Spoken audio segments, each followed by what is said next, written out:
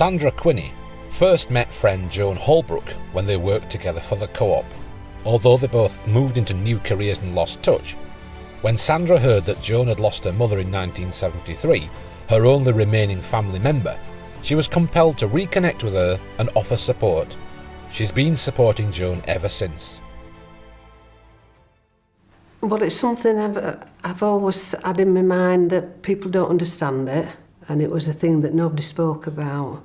Joan, I always knew that she had OCD, and it's a terrible, terrible thing to live with, and more so if you live on your own. And it was the constantly checking doors were locked, or taps off, is gas all right? And it's just a horrible, horrible thing.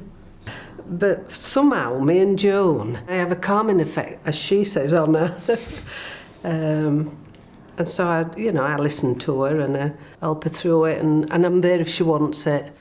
And I try that way. If you walk through Barnsley, you can't put your money in, everybody's collecting it, and it's just impossible. And I think in life, you can't help everybody. But if you can help one person, it'd be a better place to live. I've always helped others. And I do think it's nice to be appreciated.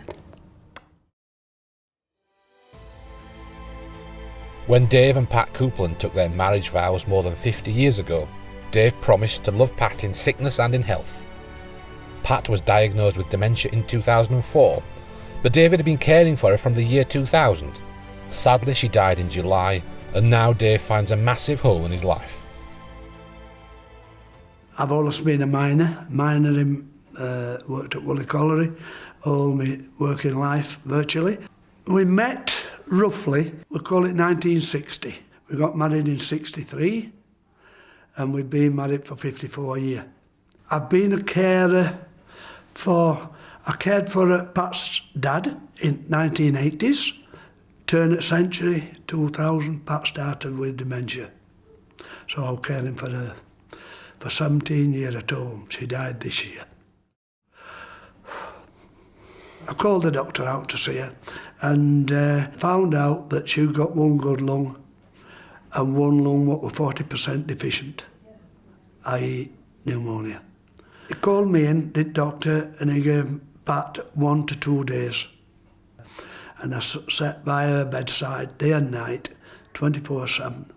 She lasted another 13 days. First and foremost, I'm a carer, right? I love caring for people. I love it to bits.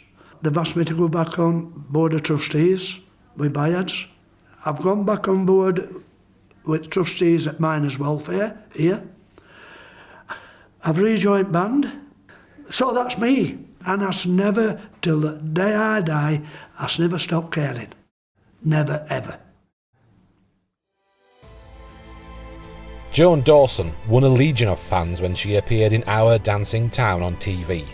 Her husband Ken, who died of dementia in March, also made an appearance. But by the time the show finally aired, Ken had no spark of recognition. He died in March of this year. We love football. Barnsley, of course. Where you saw Ken, you saw me, or you saw me, you saw Ken. We were never apart. Ken went into hospital for a heart bypass. I noticed that he wasn't himself, and they said he could be early onset of dementia. And then next thing, he didn't know where I were. It was hard work, but I still wish I'd got him with me, because it's been harder since he passed away.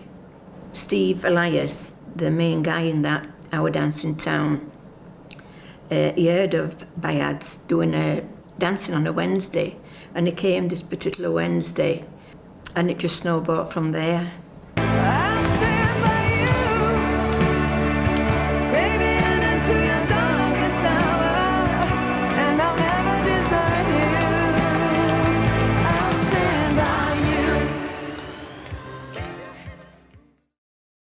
I still go down to Bayards every week, and I've now started volunteering down there, caring for people.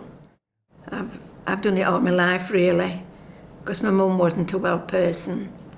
So really, It's something I've always done. I've done all sorts since that programme. I finished up intake break, so I'm thinking bring it on.